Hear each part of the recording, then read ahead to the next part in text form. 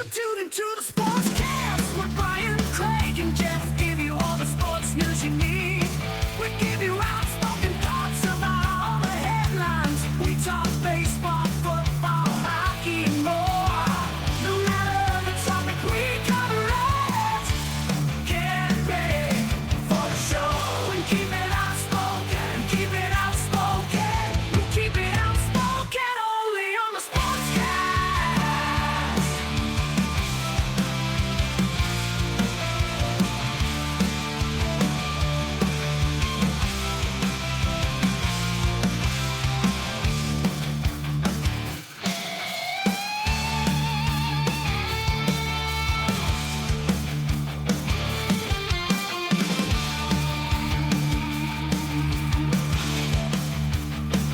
Tune into the Sportscast with Brian, Craig, and Jeff. Give you all the sports news you need.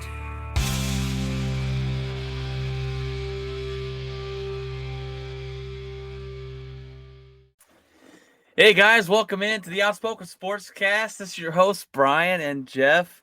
On tonight, we got episode 147, our favorite teams edition. What's going on, Jeff? What's going on? It's been a while. It has been a while. Good to see you back, buddy. We talked about it on Tuesday. Craig drives around the band equipment for his son's school, so he won't be on Friday nights until high school football is over. So we'll miss him here on Fridays, but it is good to have you back, Jeff. We have decided for those new viewers out there that are watching to go over our favorite. We got our favorite sports teams and kind of why we're fans of those. Maybe throw out some of our favorite players as well. Then we got the headlines of the week, which include we got a big injury, the Dallas Cowboys. We have a sex scandal again in the NFL. We have a fight that broke out, and we've got plenty more right after this.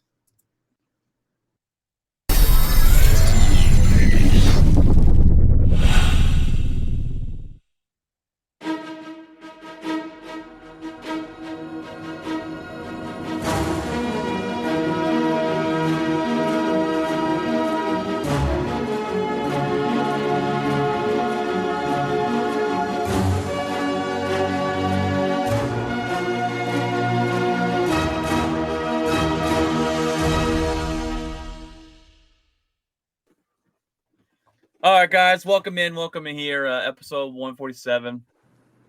We're going to talk about the spotlight of the week. We're just sitting around. Well, we're all waiting for football season to start, and so we're just kind of sitting around. We did all our football predictions a little earlier on, so we're going to let you guys know who we like and what sport and kind of why we like them. And as you can see, and if you watch this podcast, you know I'm a Green Bay Packers fan when it comes to the NFL. And growing up in Texas and with the Dallas Cowboys here, and their annoying fan base that annoyed me.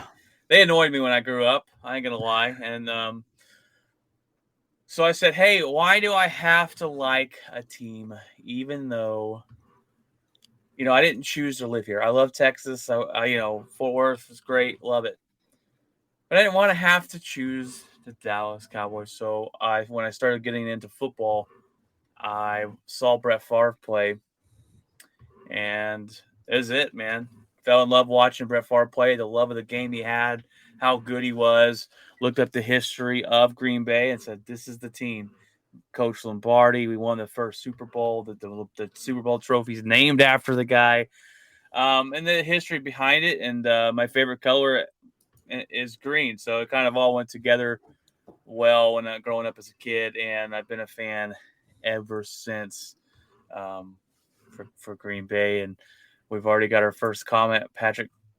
Oh no, that's you. My bad. What's up, chat? I was like, Jeff, who's your favorite? Oh, I know, but tell the fans or whatever you want to call them, the watchers, viewers, who your favorite NFL team is. Well, by far, it's definitely the Denver Broncos. I think anybody that's been listening knows exactly like why They're my favorite team. Well, maybe they don't actually. I've said I'm a fan, but I haven't said exactly as to why. But it's kind of an interesting thing. I grew up in a household where my father was a Cowboy fan. That's all he eat, breathed, and slept Cowboy football. So, yeah. So it's just, And well, your dad was one of the he still is, no offense, the annoying type of Cowboy fan. yeah, he kind of predicts every year. He didn't this year, which is Oh. surprising, but he usually every year he predicts them winning the Super Bowl. He thought they were going to win when they hosted the Super Bowl in Dallas, in Arlington. That didn't happen. Obviously, we all know what happened, and who won that. But growing up in that household, yeah, it was kind of interesting because I didn't necessarily understand the game. I was still pretty young. So yeah, even when they won the last one, I still wasn't necessarily sure what was going on. Asking him questions, asking him like what football is, or how this works. He kind of just he's like, the game's on. I'm busy. So I started to learn the game just by going to watch the Super Bowl. My mom went to Super Bowl parties and stuff for her work, and so we got to. I went to watch the Packers and Broncos play, and so I got to see that showdown between two greats. Little did I know, I'd end up becoming a fan of the Broncos. But the following year, it was like, we're on a Super Bowl party again, so I went. Happened to be the same team, happened to be the same guy playing, and John Elway.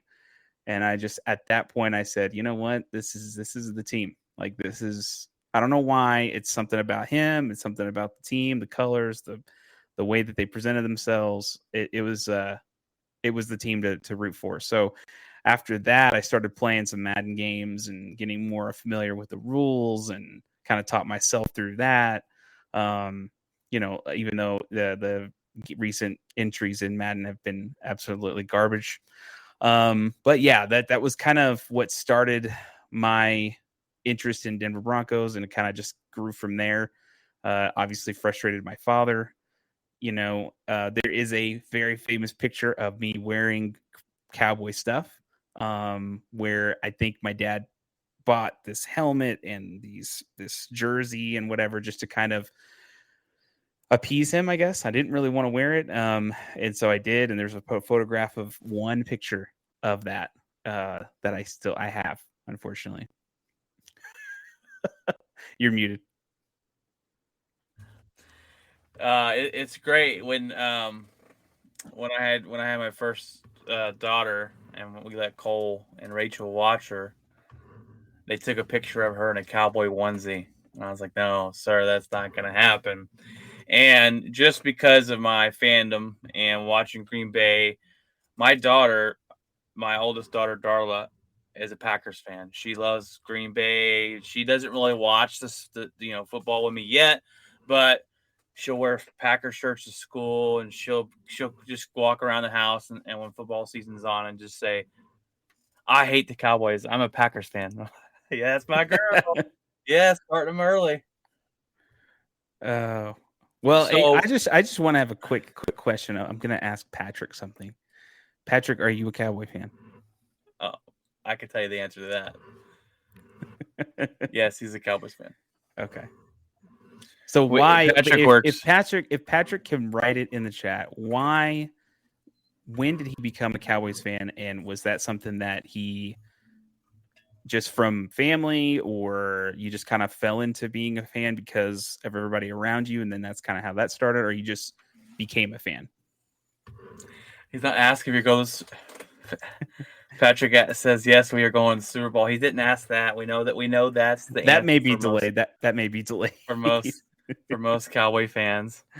A lot of people select their team because they live here and because they live somewhere, and that's one thing. That's one thing I did with the Texas Rangers going into baseball. We'll see if Patrick answers that question, but my growing up, my favorite baseball player of all time is Ken Griffey Jr. I loved Ken Griffey, man. He had the smoothest swing there was. He played with swag. He had the hat backward. Um, uh, and he was just a beast. And I hate that his career was cut short because of injuries. But I became a Ranger fan, though, because I live here. I went to a bunch of Ranger fans. My grandpa was a Ranger fan. We always would talk Rangers growing up, and I've been to hundreds of Ranger games. So having my grandpa really invested in it, and my grandma, and growing up around it in baseball, that's kind of who I've kind of fell with, and my dad would get free tickets to the Ranger games. So we were able to, go there all the time and watch them. And Patrick says his grandpa loved the Cowboys, so I was born into it. There you go. Yeah. And a lot of that's like I said with the Rangers, a lot of family members are, kind of pass that down to others and hope they catch on to the team or a sport. And with other sports, in particular, that I pay attention to, I like football, and it's I love it, and I like watching it and all that kind of stuff. Okay, yeah, that was probably the time to watch them. That was the last little bit of kind of, they've fallen off obviously over the years, but that's what a lot of people remember, still talk Those about. are last dominant still talks era. about, yeah. My dad still talks about that stuff. He's got tons of memorabilia and everything. So, I mean, and whenever Patrick's talking about, when it comes to like family lineage and kind of where you fall into, and I think that plays a big role. It's weird because like with your daughter, she's a huge Packer fan. I don't know if she'll ever stray. It's kind of interesting, but for some reason, you and I did, right? So it's kind of interesting how that kind of plays out. I know that household that you lived in growing up was a Cowboy house, and mine was as well, and so it's kind of interesting because even much as I love football so much, baseball is my big passion. Baseball is big. And so a lot of that is the fact that family went to games. They lived in New York. My dad went as a kid a few times. My great grandfather went all the time when he was a kid. Got to see a lot of great players that went in and out of that franchise over those course of time, and same with his father. His father went and stuff like that. So it's just I started paying attention, and then the history behind them, and it was intriguing to me, and I kind of just dove headfirst into baseball around the 90s, kind of what Patrick was talking about with the Cowboys. Dominant. So, dominant. One of the most dominant in sports history. Yeah, I mean they were the Bulls of baseball at that point. So it was a fun ride, and so I just fell into it, and I had never stopped since, and still to this day, like I will get excited for baseball as much as I get excited for football. Football and baseball are right in. I mean, it's a neck and neck tie there, but if I really, really had to choose, I really, really like baseball a lot, and so that's one of the reasons why I became a Yankee fan and stuff. Is just learning about my family and kind of what they watched and saw and rooted for. My dad kind of falls off. He roots for the Rangers, but then also roots for, I don't know. So he kind of mixes and matches, but yeah, like I can understand where Patrick's coming from on that. And I was going somewhere with that thought. I just left my head. My favorite sport is football by hands down. I could turn on any football game and watch it. I could turn on any college football game and watch it. My Jerry ruined the franchise. His ego. He tries to sell you a bunch of crap every year, and some reason a lot of Cowboy fans still buy it. They're loyal, I guess. They got that loyalty because they still go all the time. They said I saw something earlier that said Cowboys tickets are in high demand. They're gonna be hard to find this season. So that's kind of interesting. I mean, and I agree with Patrick on that. and again, no matter what, you'll be a fan, and I get that. And it's, you don't want to be one of those fans that are like, you know what, I'm out, because I don't like that they aren't doing well, or they or haven't had as much success as they maybe should have, or whatever. But the one thing that I think I would like to see Cowboy fans do is I would like to see them, because he's talking about Jerry. And I'm just bringing this up because he's talking about Jerry. But because he brought that up, I'd like to see them maybe boo him when they show him on the screen in his little sweet box. Yeah. You see it in, well, I mean, I say that because as a, baseball fan, the Yankee fans did it to Hal Steinbrenner and also Brian Cashman. They booed them when they were this couple weeks ago, and Paul O'Neill was being inducted. They're retiring his number, which is awesome. He was a great player, and Who? they booed Paul O'Neill. Paul O'Neill. I don't remember Paul O'Neill. That's but why I was like, wait, who? Paul In the 90s or O'Neill. what? Before? Yeah, it was 90s. Paul O'Neill, and that was around, that was the, he did a lot of color commentary for that for Yes Network. So, but anyway, so he's a legend, especially towards the beginning of the core four or whatever, kind of before it really took off. So 96, that's kind of where Paul O'Neill was in his heyday. So, but he was awesome, and they booed. But when they showed Hal Steinbrenner and Brian Cashman, general manager, they booed them. All the fans booed. And it's because they just didn't agree with the direction that the team was in right now at that moment. They were falling apart. They were losing a bunch of games. Brian Cashman made some questionable, maybe some mistakes on the free agency. Some people thought they were good, but they just haven't panned out yet. So, of course, they're bad. So it's just kind of interesting, but I'd love to see other sports teams do the same kind of thing. Just to kind of, maybe you should show. I know maybe you should show your frustration by, maybe not showing it up as often, or maybe whenever they show somebody and maybe they show Jerry doing something, boo him. Like, if you don't like what he's doing, try it. I agree, but the Yankee fan base, and it goes kind of along with the Philadelphia fan base, are a league of their own. On they don't care who you are, and they don't really care. But a lot of other fan bases, especially here in Texas, it's not something that they're ever going to do. It would be an interesting thing, because it would really show. I think sometimes Jerry may not know how frustrated the fans get, because they still show up to the games and they don't say a whole lot. Yeah. But if you go behind the curtain, right, and you take a look at some of the people when they lose these games on YouTube, on Twitter, whatever, it is frustration. It's Jerry sees he's worth the Cowboys' net worth is $8 billion, and that's all he needs. Right. And that's all he needs. He'll come out and sell your positivity and sell you a poopy flavored lollipop, but it's still the Dallas Cowboys. Yeah. So I was just going a little bit of a talk because of the Jerry. Bringing up Jerry Jones. We got some more Cowboy talk in a little bit here, Austin or Patrick, when we get to the headlines. But now going to basketball here, Jeff, and this is an interesting one for me, because I grew up a Kobe Bryant fan.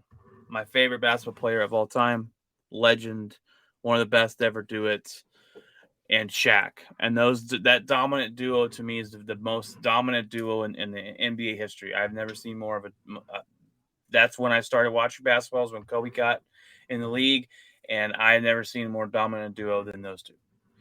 And his passion for the game, the way he played it, the mama mentality of, I'm going to run you over no matter who you are, and I'm not going to stop.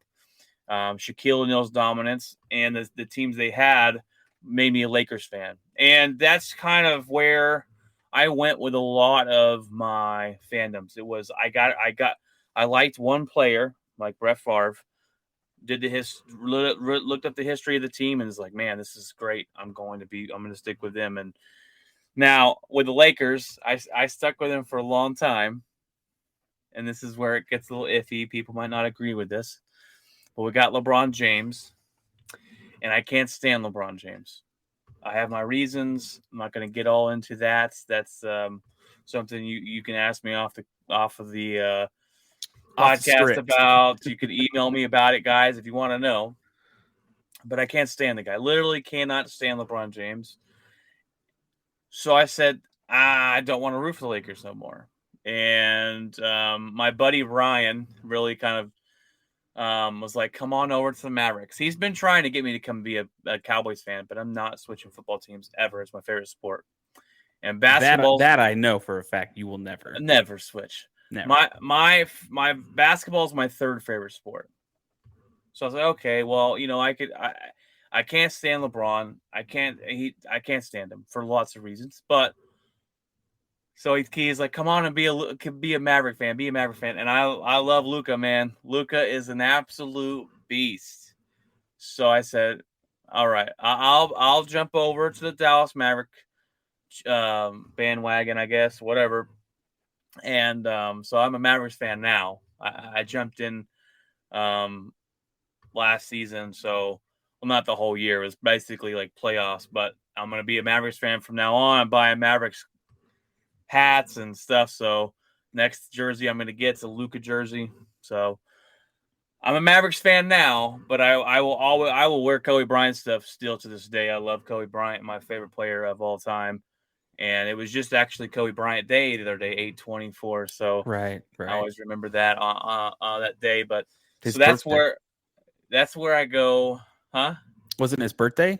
No, it's people made that 8/24 his day because it's both. Because it's both his jersey numbers. Yeah, okay. And that was something we did. I mean, before he passed away, but so that's just kind of every time that August 24th shows up, that's what I always post out there is Kobe Bryant Day, baby. So, basketball. You're a Dallas Maverick fan too, there, Jeff. So that's something we can finally agree on when we're talking teams together.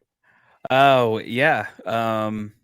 Didn't necessarily watch a lot of basketball as a kid. I do remember vaguely at the tail end of Michael Jordan's career, paying a little attention to it because I think everybody was really paying attention at that time. My dad, even though he didn't watch basketball, he liked Michael Jordan. He liked watching Michael Jordan play. Even though my dad also same and a little bit about football. Even though my dad is a Cowboy fan, he still to this day says Joe Montana is one of the best quarterbacks of all time. And that's coming from a Cowboy fan. So he said he was just fun to watch. So you can't argue that. You can't, So yeah, didn't necessarily watch a whole lot of basketball. I started getting into it's weird because games is really kind of what started some of this stuff. I used to play games all the time, and then I would just randomly grab one and go, "What's this? NBA Jam? What is NBA this?" Jam? Yes, sir. And, so I started really getting into sports through that because it was something that I was already doing. So it just kind of added to that. And so yeah, as I played more and more sports games, I started getting into okay, well, what's the team here? And it was the Mavericks, and I'm like, okay. And that was around the time when Dirk came in and Nash came in and Finley and all that. So then I really started paying attention a little bit more. And it wasn't actually really until when they went to face Miami the first time, my dad and I got real into it. We were watching all the playoff games. We were getting real into it and watching every night when I come home from work and everything. So, and just when they lost, it was just like this devastating defeat, and we were just like, how did this happen? And so the refs gave Dwayne Wade a free. Dwayne Wade got touched every time and was immediately a foul. And then somehow Shaq knew how to shoot free throws. So besides that, so yeah, after that, I just paid attention more and more every single season. Really towards the playoffs. Baseball's kind of like that too. Sometimes I can't watch every game, so there's 182 of them. Yeah. So 1 year I did watch every game. That was 2009. Craig does that. I'm like, man, kudos to you, man. Allie and I watched every single game all the way to the World Series, and they won. It was just insane. But yeah, I really started getting involved with that. And then when I met my wife, she was real big into basketball. Her family had a box at the American Airlines Center, so we would get to go to games whenever we kind of felt like going, or whenever we were, they had extra tickets or something. So got even more involved. So more, intrigue. And it really started with Dirk and Nash. Just being interesting. They were interesting players. They were different. They really were. I saw Dirk progressively get better and better, and I will never stray. I'm really, really big into that. I just don't. I can't. It would be very difficult for me to do that. I have teams that I do like. Like I have a real soft spot for like Tennessee Titans because I watched them when they yeah, and it was their first year, and I was like, oh man, come on. So, I so got that's kind of interesting. Yeah. But like with basketball, every now and then, like last season when the playoffs were out, I was kind of like, okay, if the Mavericks don't go, which they probably won't, I'm gonna go for hopefully it's gonna be a team that hasn't gone or hasn't won in a while or whatever. And that's kind of what I was kind of rooting for a little bit of Boston, rooting for just like the underdog kind of teams and stuff that nobody was talking about. So, that's kind of interesting. I'll kind of wax and wane with that kind of thing sometimes. But first and foremost, though, if it's the Mavericks, I'm going with the Mavericks every time, no matter who's playing them. So, yeah.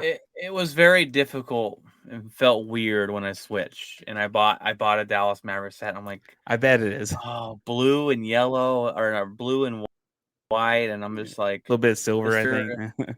Yeah, it feels a little weird, so I'm still getting used to it. But like I said, I bet it is weird. It totally is, and I usually don't agree with it. But my buddy goes, "It's not bandwagon if it's your hometown team."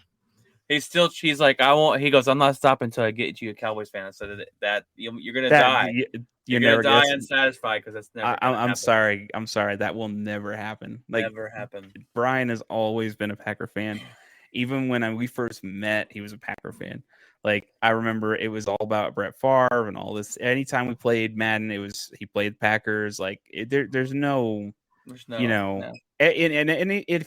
the thing is like sometimes me and my wife will play NBA Jam, and every now and then I'm like, I want to play with somebody a team that I would never play with, some random just whatever, and even I'll make it even better. I'll get like the worst players.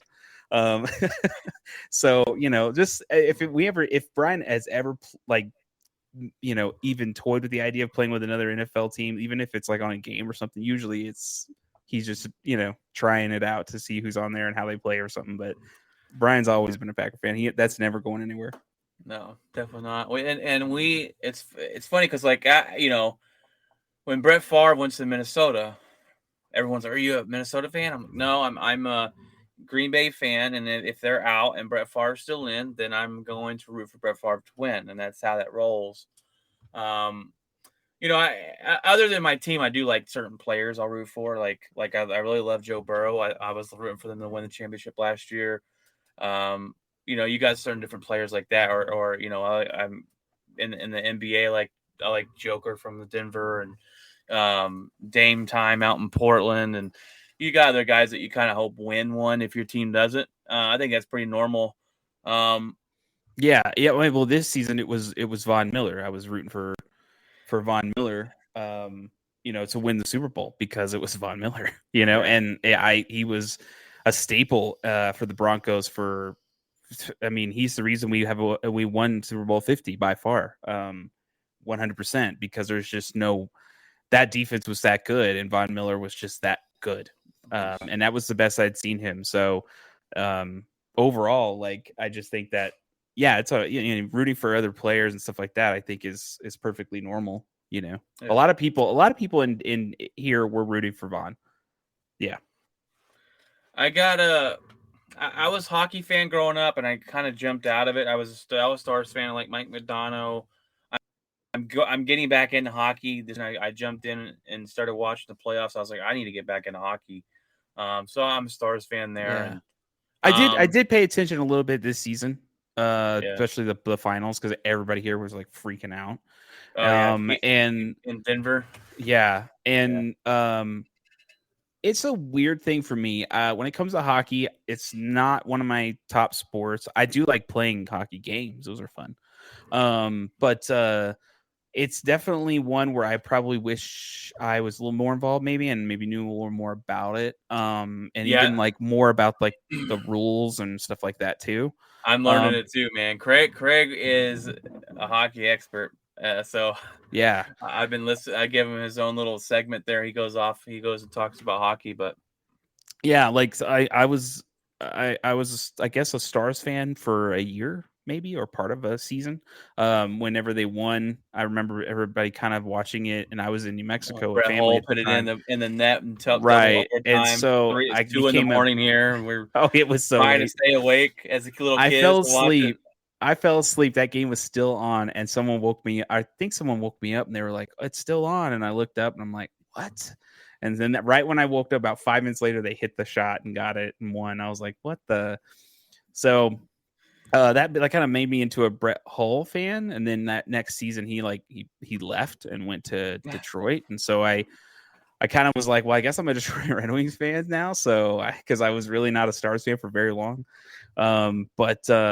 So I kind of just stayed with that. I watched them win a couple of championships, so it was kind of exciting. But it's the one sport where I kind of can go either or. I could see me being an Avs fan or whatever, but who knows? Hockey's it didn't matter to me. It's just Yeah, it's I don't interesting. know half the players and stuff, Yeah. but in college, when it comes to college, I follow TCU, and BYU, but I'm not like hardcore with it. I just turn on Saturday night and watch the best matchup on football, and it's usually what I do. But all right, guys. Well, that was our spotlight of the week, our kind of our favorite sports teams and why we're fans of them, and we're gonna go ahead and jump on into the headlines of the week right after this.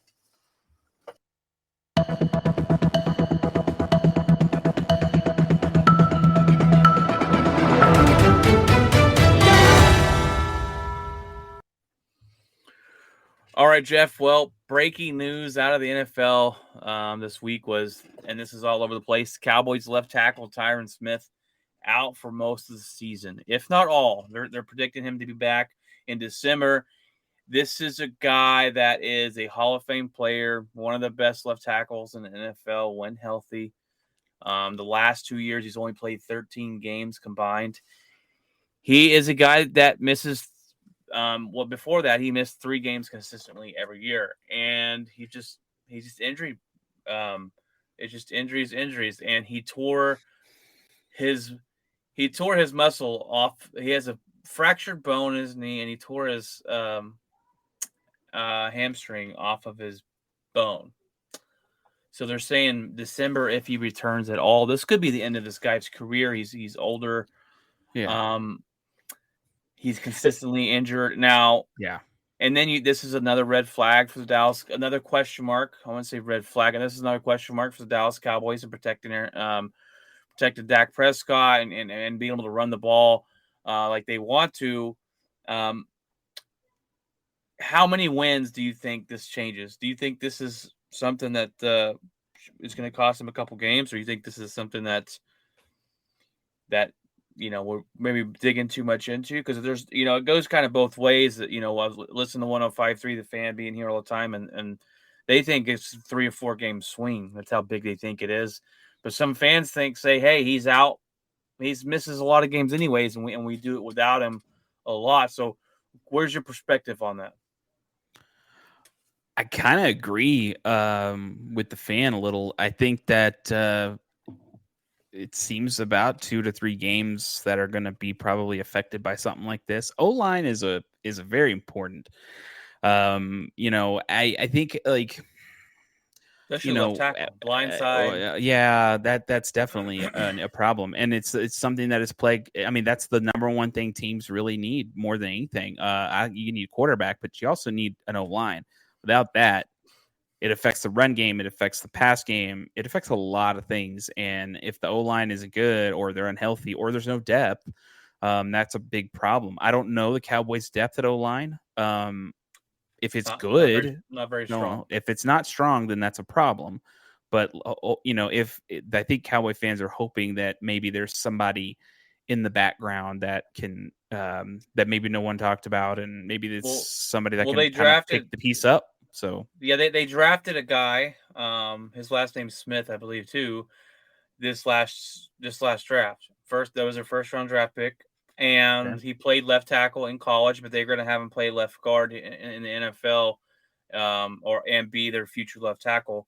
The only problem with that is he's not ready to start. He couldn't beat the backup left guard for the position. So you can't. I don't think they can throw him in at left tackle right away and expect him to be good this year. I mean, my thing is O-lines take a long time to produce, and they don't do it right out the gate. I don't think it's very rare. Yeah, most of them. It takes time. And for example, Garrett Bowles of the Broncos, his first 2 years or 3 years were garbage. He was known as just he held all the time. He got penalty. I mean, he was always penalized. Anytime they threw an offensive flag, I knew where it was.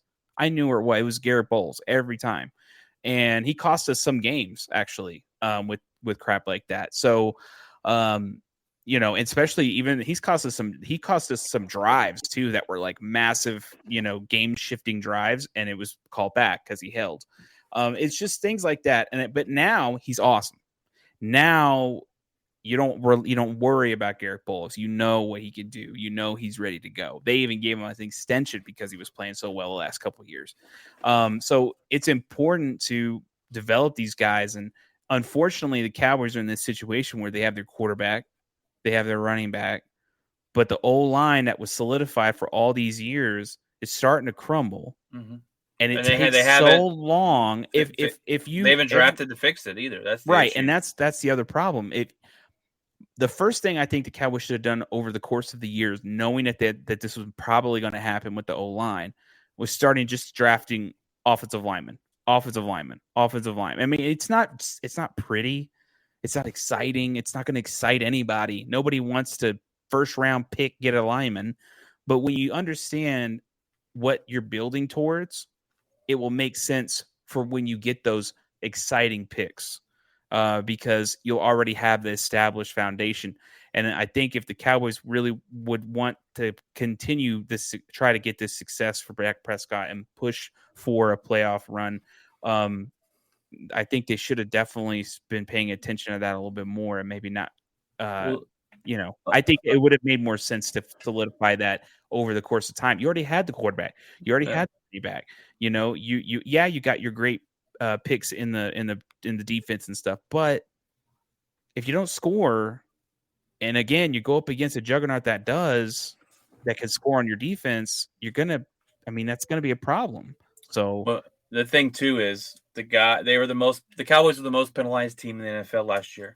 Right. They drafted this offensive lineman. He was the most penalized NCAA football player last year. I mean, the only silver lining to that is ironic. The only silver lining to that is, I will say, maybe this year changes. I don't know. I mean, I know the game that they played against Denver, that was the most penalized in a preseason game. It was 17 tied. Penalties. Yeah. So maybe that was the second string guys. I don't know, but my thing is at some point,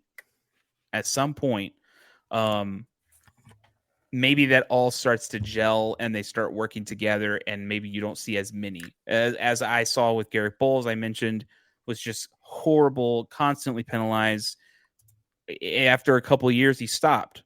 So, and it stopped becoming a problem. So maybe that's just also trying to get through growing pains of just getting meshed together and solidified together as an O-line. So I don't know, maybe not, but I'm giving the Cowboys fans a little bit of silver liner to this issue. Patrick says horrible pick and horrible coach. I'm gonna have to agree. I'm gonna have to agree with you on that. I mean, Mike McCarthy is not good, and Aaron Rodgers made Mike McCarthy. That's it. Aaron Rodgers made Mike McCarthy, and McCarthy has his job because of that. But Yeah. That's discipline. His team's not disciplined, and that's. Don't get me on a Mike McCarthy rant. I don't want to get on a Right. Mike McCarthy rant. But back to the question, I do think this swings games. Two or three I don't probably. think it's I'd say 2 to 3. I don't think it's a massive like oh no, but I do think that if Dak can figure out how to still be successful with a broken O line, that really will show how great he is. This is his year, Jeff. This is the Right. year that Dak Prescott we're must prove. we're talking about getting that ball out faster than Aaron Rodgers can get it out. Like if you know that O line's gonna not be great, then you got to get it out quick. You got to be on it with the receivers. The receivers better know as well. The second I turn around, that ball's there. Like, and that's just how it's going to have to be. And if that is a problem, and there's dropped balls, and there's overthrown balls, and he's kind of freaking out in the pocket and not necessarily wanting to run because he doesn't. I mean, I wouldn't blame him if he didn't want to run again after the leg injury. So it's just, I think that's going to be an interesting thing because it's just, the O line is very important for Dak, and that's been his security blanket for a long time. That's what everybody says. He came in the perfect situation. One of the best O lines in the league, one of the best running backs in the league, and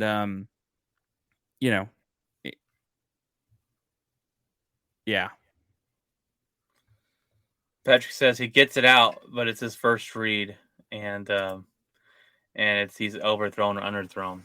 Right. This is Dak Prescott's year to prove it. It is. And it without is. Amari Cooper and without this, and I told my buddy Ryan Sims the other day, I said, look, whenever they lost their left tackle, I said, I don't want to hear no excuses. Teams lose players all the time. Right.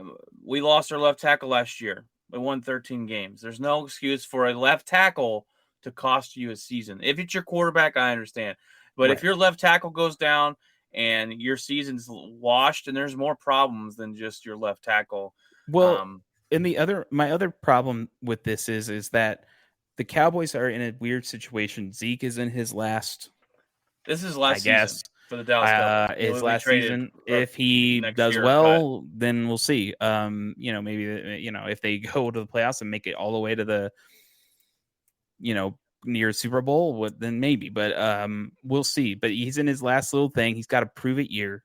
Dak is the thing about it is always like he's hurt or he's got something wrong. And if this continues, I'm worried of the quarterback situation in Dallas. If it's this, he's constantly getting hurt.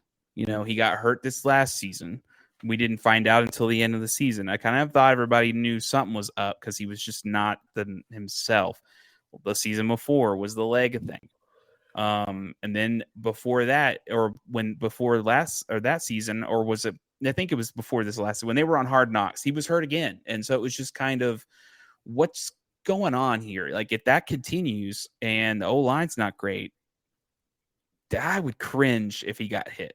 I would kind of go, get up. I think they unleash him this year. I think he actually runs the ball more. That could be a thing. And he's more aggressive with it. But you run the risk. You run that risk. So let's jump over to the next one here. This one's asinine, Jeff. This one's asinine. Okay. The Buffalo Bills rookie kicker Matt Ariza accused of sexual gang rape of a minor while he was his last year in college. That's the headline. Okay. This girl was 17 years old, not even above age, not even an adult. He apparently drugged her, raped her, took her in a room where 2 other men raped her for over an hour and a half, pulled out piercings. She had piercings and just ripped them right out of her face. These are the accusations. It's not a criminal lawsuit. It's a civil lawsuit, which I don't understand. We'll get into that. We'll come back around to that. Well, I'm going, okay, well, his career is over before it started. Well, the NFL says because it happened in college, we will not pursue punishment. What did they punish Zeke for? They gave Zeke a 6-year, or not 6 year, 6-game suspension for stuff that happened in college. So what is that about? They're going to get blowback from this. So I have a feeling Second, something's going to happen. the Bills knew since July, and they've done nothing about it. Have a good. It's a good show, ladies. But the wife about to stab me. We'll finish watching tomorrow. Have a good night. All right. Have a good Take night, it easy, Patrick. Take it easy, buddy. The Bills knew about this accusation, and now I get it, right? Innocent until proven guilty. But this is pretty dang bad. They just got rid of their veteran kicker. This kicker kicked a punt the other day, 82 yards. Cool, whoop-de-doo.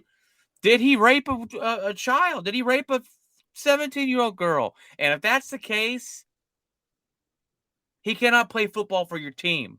Period. Right. That is asinine. Now you know someone's probably going to run down and hit him. You know someone's going to probably do that. I hope he gets laid out. Someone will. Someone look, will. If he's innocent, he's got to prove it. And here's my other thing too. When we talk about this is a conversation I had with a buddy, and he said, "Why is this just now coming out? If this happened his senior season of college or however his last season of college, why is this just now coming out?" And I said, "That's a good question." I said, "Look, that this happens to women a lot, unfortunately. And I've never been put in that position. I don't know what goes through their head. Some women wait for years until they come out with it. Well, it turns out, Jeff, she went to the cops the very next day. They could have got the rape kit. They could have seen the just the Pearsons, she was bleeding apparently from the. Why aren't these guys? Why there's two other men accused of this too? Why are they not in jail? I don't understand how this keeps happening, and you got people getting away with it. Why is this not a criminal lawsuit? The other issue also is what's going on in college. I mean, like, these people are in college doing this stuff. Athletes. NCAA should be behind this as well and saying, what's going on here? Because you're supposed to be. I mean, yeah, you're supposed to protect the players, but you're also supposed to protect other people from the players as well, students themselves. Anybody that walks in that door, period, athlete or not, you're supposed to protect. Right. If you've got like a dean of students, right, watch some person bring an adolescent kid into a fraternity house or a frat house, right? You're gonna say that dean is going, oh yeah, that's no problem. No, that dean is like, what's going on here? That's obviously clearly not a student that goes here, and they're clearly not of age to go here. So why are they in your home? Now, my question. Well, I mean, the dean. There's a lot of those parties that a lot of high school kids probably go to. But the dean is supposed to do that. But also when we talk about sports, when it's actually given to the police, NCAA isn't sitting there going, they don't. What's going on? They don't do anything. See, they say, that's the problem. It's a huge issue. Right. Baylor got busted for that. The cops were behind the players, and does it matter what? And this starts back in Pee Wee and Little League and in middle school and high school, and I've seen it done in high school. The star player gets the special treatment. We had a running back really good in Lake Worth, and this guy was as dumb as a box of rocks, but he could play football. He failed in all his classes. Well, he played every week. Why did he play every week? Because the coaches would go in, talk to the teachers, and he got that special treatment. And when these guys get older and then they go into college football as one of the best or whatever, they're at the chance to go to the NFL, they think they can do whatever they want. Right. And it's been something that's been instilled in these guys from they're good at this, and then they get better. They think they're above the law, and these guys get in here and they get slaps on the wrist by the NFL. Deshaun Watson gets 11 games for the sexual assault with him, and for 24 cases against him. There's got to be a stop to this. I don't understand it, and I'm not.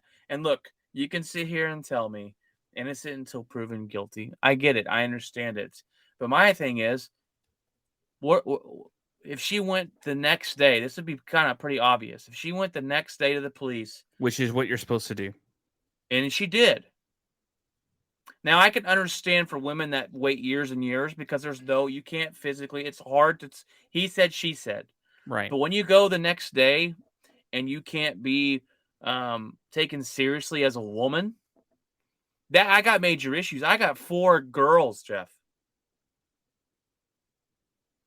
What about? I would lose my mind. There'd be some killing going on. I would be going to prison. Here's this guy that did this to my daughter, and a year later is going to be an NFL kicker for the Buffalo Bills. It's a shame on the NFL for not pursuing punishment. It's a dadgum shame for the NCAA, and I can't root for the Bills anymore. This is ridiculous. It's ridiculous. I think the blowback, they'll get some definite blowback on this, and hopefully something is done. Unfortunately, the second he's out, I'm sure somebody's going to be like, "Oh, well, we need a punter that's, I guess, decent and good." Like, and that's what we talked about.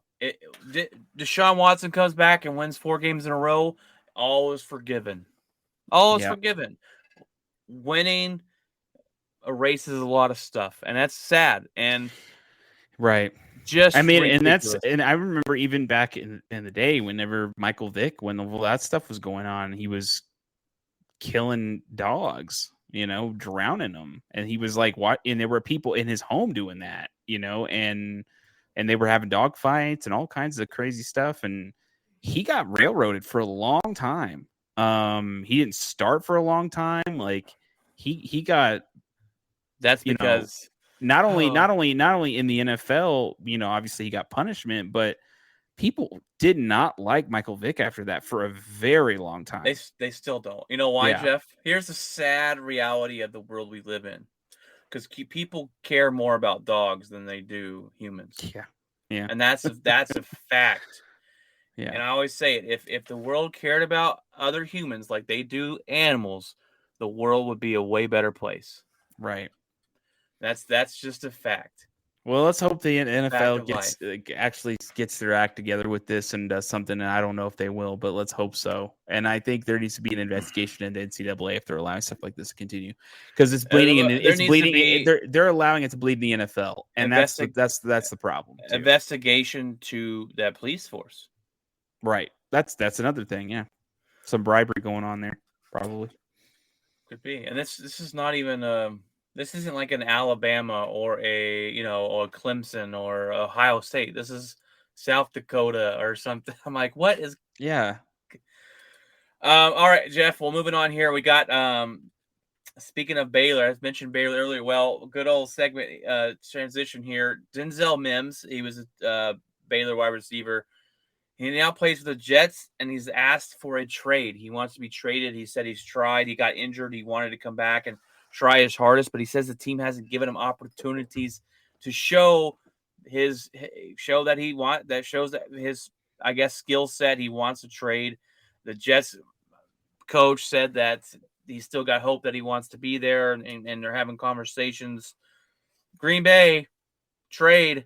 There's a wide receiver. I'll take him. He was pretty dadgum good in college. Hasn't worked out with the New York Jets, but he looked pretty good in college. I'll take him.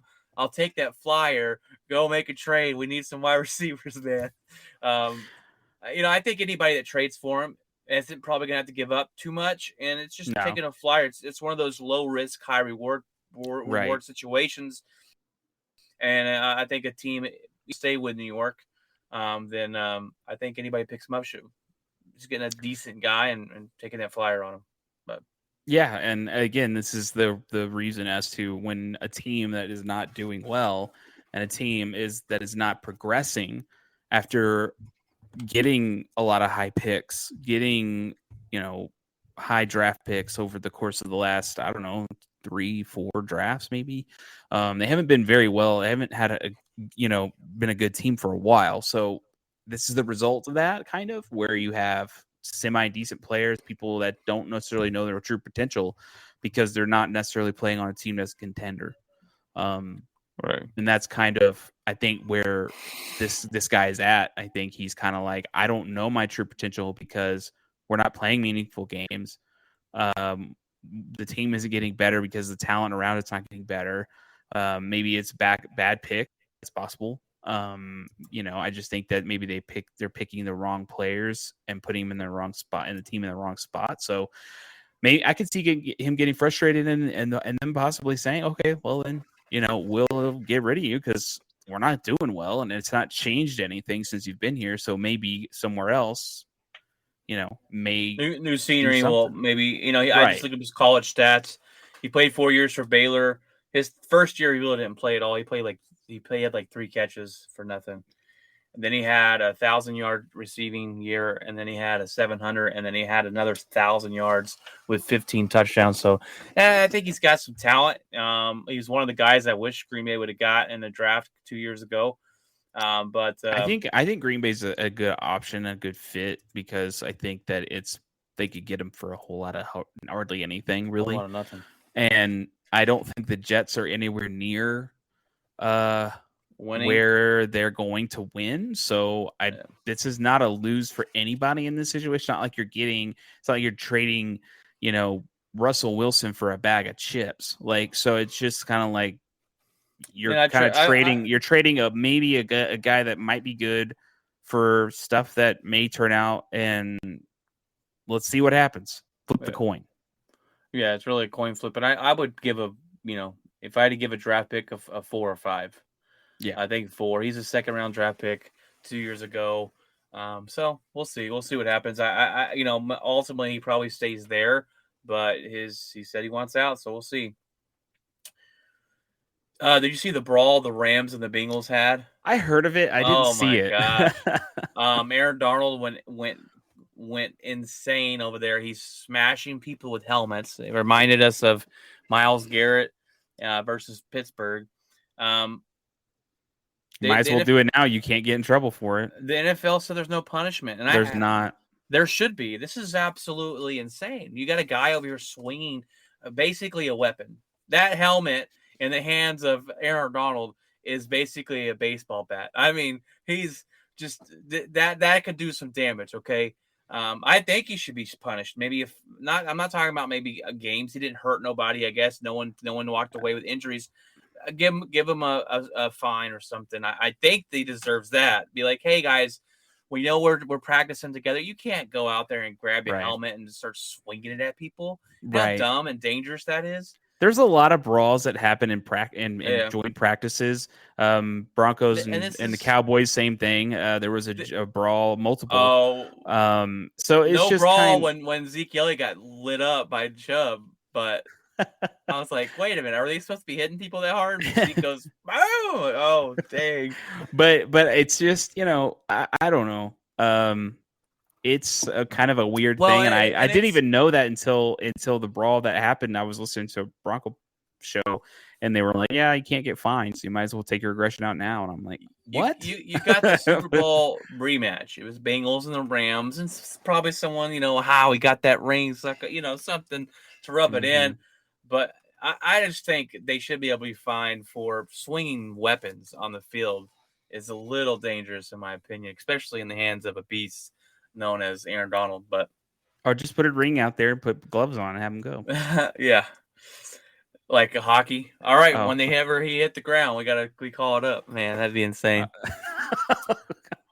All right, well, one last thing before we get into, we talked about this a little bit in a last episode and the week before as well. Jeff, since you're a big baseball guy, I want your take on Fernando Tatis Jr. I want to know what your thoughts and opinions on are of him.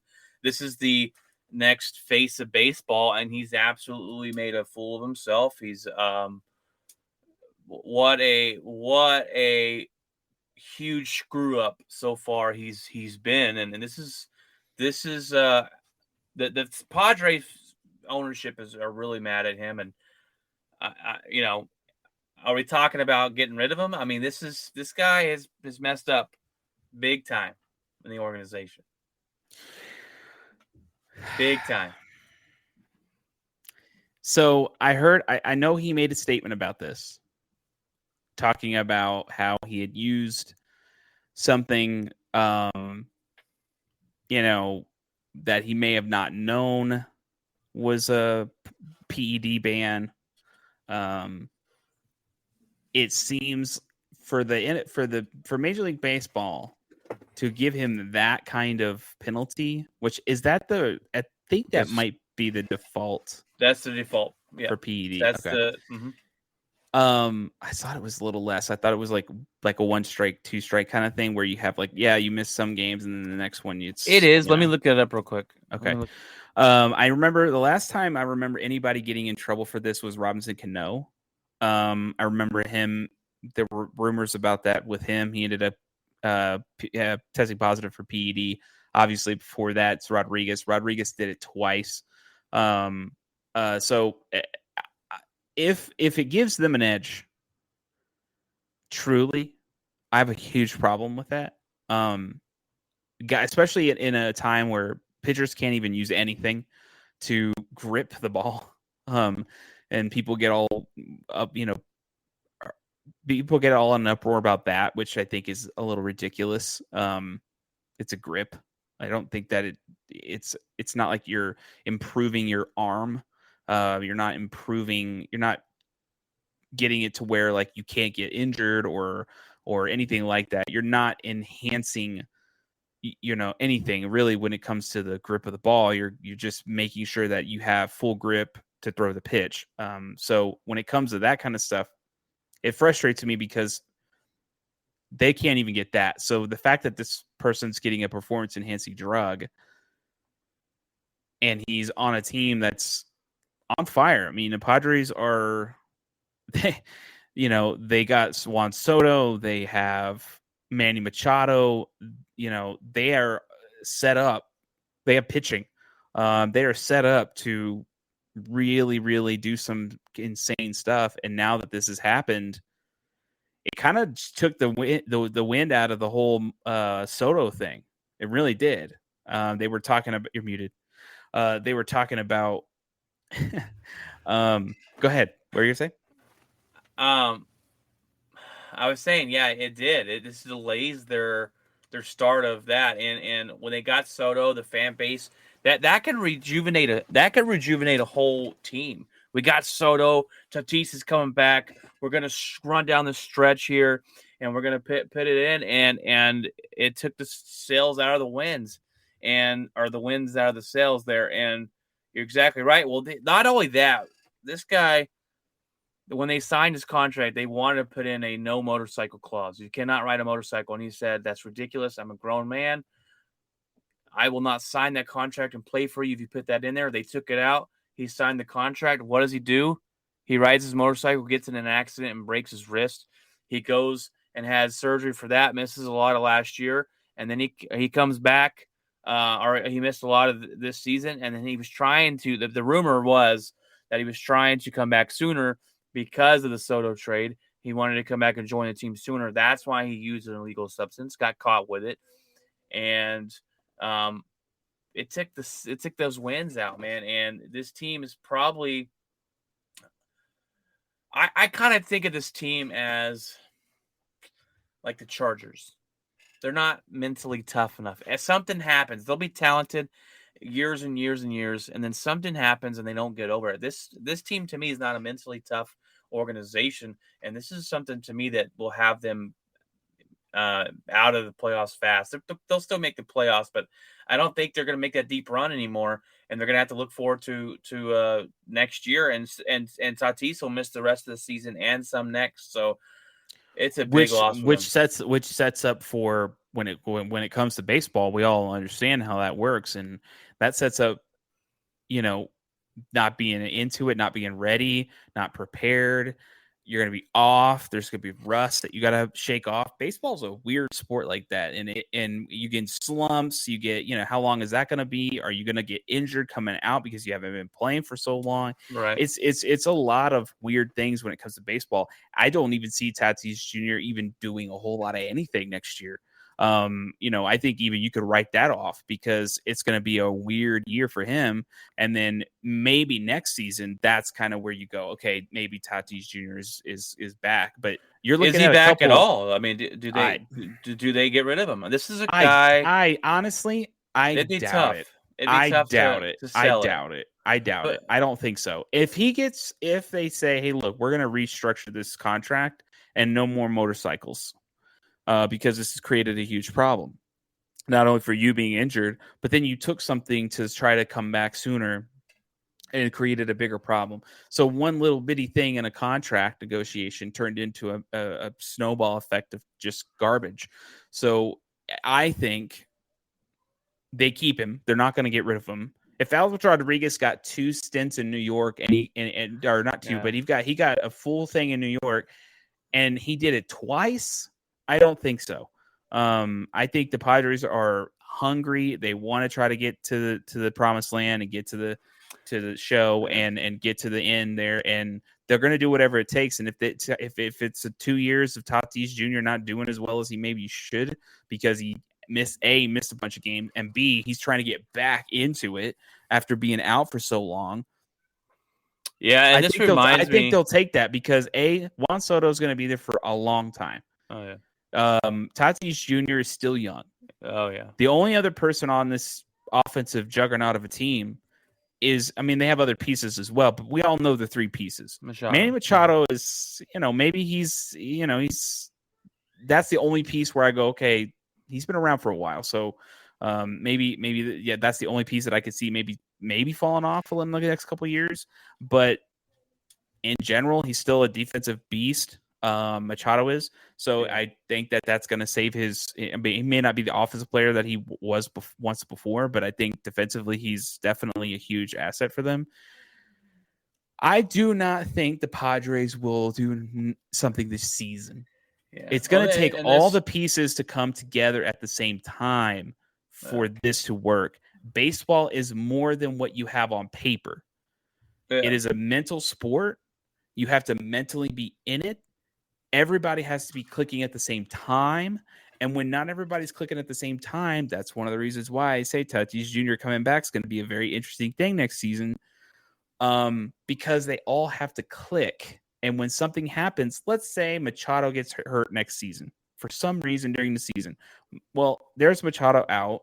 Tatis Jr. comes back. He's not even ready to go. Really, it's down to Juan Soto. So it's just kind of, you're sitting there going, this team's at least a couple of years away from really going to a World Series where we can actually definitively go, okay, they're all clicking on all cylinders. Everybody's in their right spots, the right time. I just think Padres, they're not getting rid of anybody. Yeah, it would surprise me if they did, but this is the same thing we talked about. I talked about with Craig last week, and this has been a public fight between the two. It reminds me of Kyle Murray and the Arizona Cardinals. They've leaked the Padres have leaked stuff saying that Tatis is very self-centered, he's immature, and they're very angry at him. So this has been a very public situation. And then you got Tatis's father going, well, they shouldn't have suspended him 80 games. That's pretty harsh. It's bad for baseball.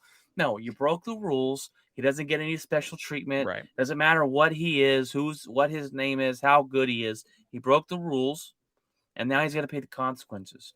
I think the Padres would be dumb to get rid of him because he's so good, but he can't have any more screw ups. This has got to be the wake up call for Fernando Tatis. Don't be surprised if there's a restructuring of that contract. I'm going to assure you, they're going to try. They're going to try. Craig was wondering if they could restructure the money and give more money to Soto to keep him I don't think Tatis Jr. is going to sign off on that. It's literally got to be legal either. I don't think it is, but it literally, if they restructure, it's literally going to be legal verbiage in the contract, not money, because I don't think Tatis Jr. is going to agree to that, but he may agree to, you know what? Fine. No more motorcycles. Look what it did. Fine. If Tatis Jr. has got team first, then he'll sign that. But if Tatis is thinking of himself, he's going to go, no, I'm not doing that. Then at that point, if I'm the Padres, I go, then you're gone. We'll trade you. And we'll trade you wherever we want to trade you because you're acting this way. we don't care. We'll trade you. We'll get rid of you. I mean, that would be my opinion He'll if I pull was. Jay Cutler and you can't trade me. And the Broncos trade him to the Bears. Oh God. The Greatness. worst trade of all time. Yeah, That's they're gonna trade him. greatness. They're gonna trade him to the Boston Red Sox for a box of Cracker Jacks. Yeah. So like, come on. Like, I mean, it's like if Tatis Jr. is gonna play this crazy game, I mean, eventually, if he does not want to restructure that deal, not the money again, verbiage. If that happens, then fine. I have no problem with it. That makes sense. And then that shows how good of a teammate Tatis Jr. is. If he really had team first coming into that. When he went ahead and took the PEDs to begin with. So we'll see. We'll see. All right, Jeff. Well, I think it's that time. That time, brother. It is that time. What is in your locker? It's been a while since you've been on, so go ahead and let you go first. There. What is in your locker? What's been going on? Let us know. So it's been crazy with work, busy.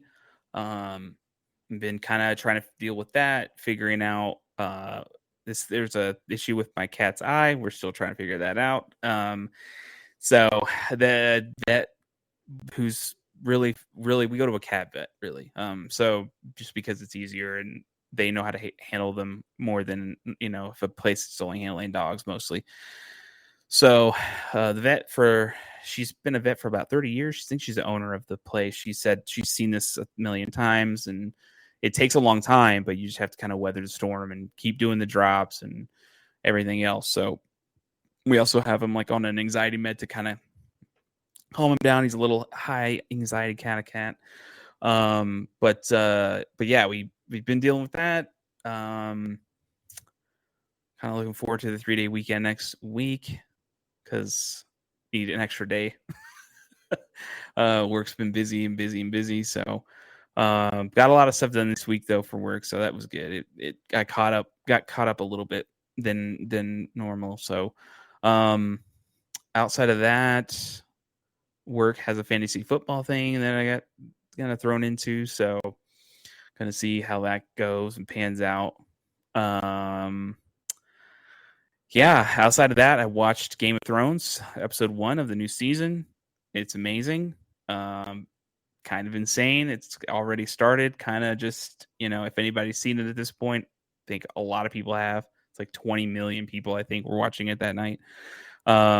So it's kind of crazy. Lord of the Rings starts next week, I think, on the 2nd. So I'm going to definitely watch that. I think people are saying good things about that as well. So, and then HBO, because Game of Thrones is already taken off, they've got renewed for another season, which is crazy after one episode. Also been, let's see, what else have I? Can't wait for Last of Us TV show. Finally got a teaser. Finally got it. He sounds like Joel. She sounds like Ellie. This is going to be amazing. It's HBO's, and I think it's going to be HBO's next hit show. And if that happens, that's just awesome because it's well deserved. Played a little bit of Roller Drome last weekend. There's like a trial out. I think it's like 30 minutes. It's kind of short, but it's a really cool game. I think it's on sale still till the 30th for like $19.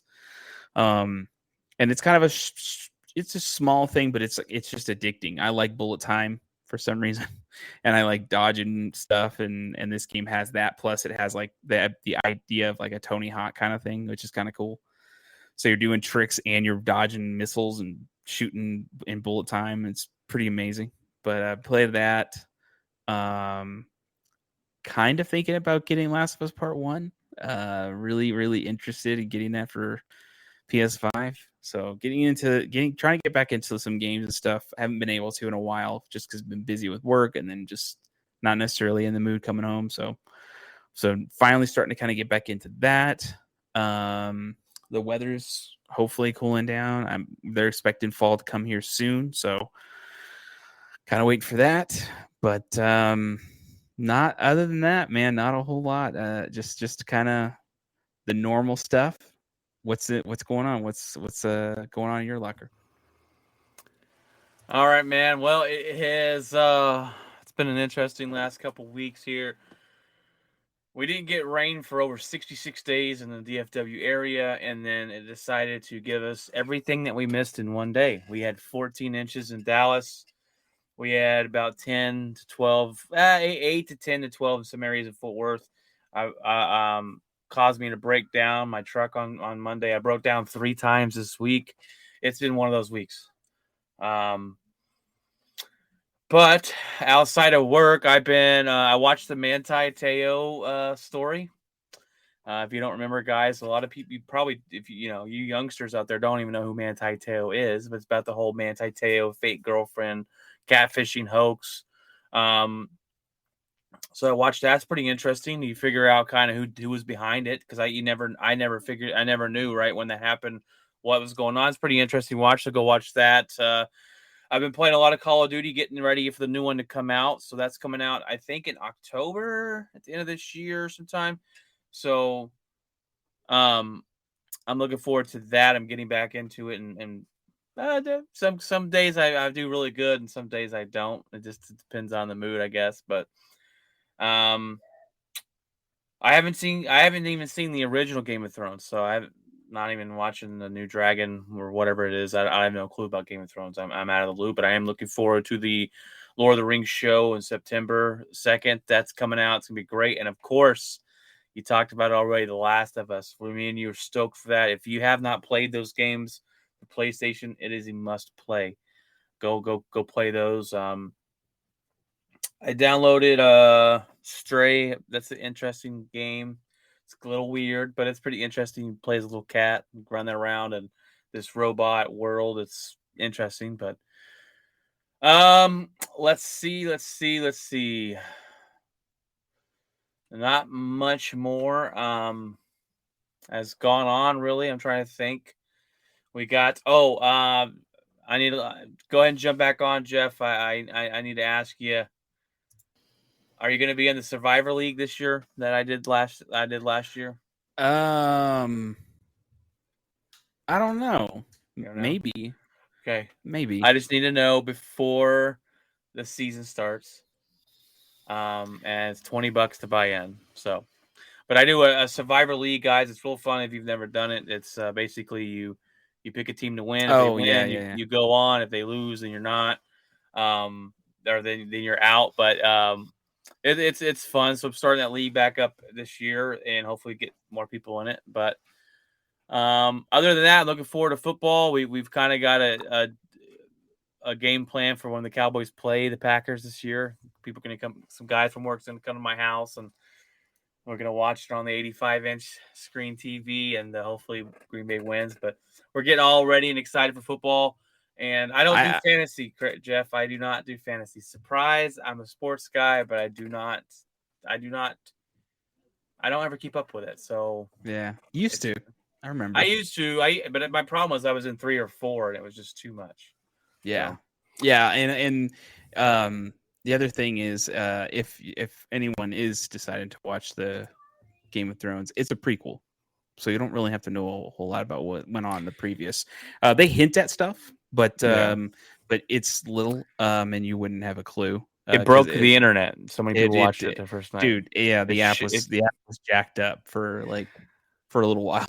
But we got to watch it. It just was acting strange at first. But I'm actually watching Better Call Saul now. I started that now that they're kind of coming to an ending, because I don't like to wait week for week. I want to be able to binge it. So it's still hard for me to do that. But I've been watching that and get used to it, because Last of Us is going to be like that.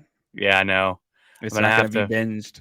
Yeah, Last of Us is gonna be great. The graphics, the storyline, it's just gonna be fantastic, and it's got the actor who played Ron Swanson from Parks and Rec in it, which is fantastic. But it's gonna be great. But well, all right, guys, that's this episode. 147, and we went through our favorite teams. It gave you some headlines of the week.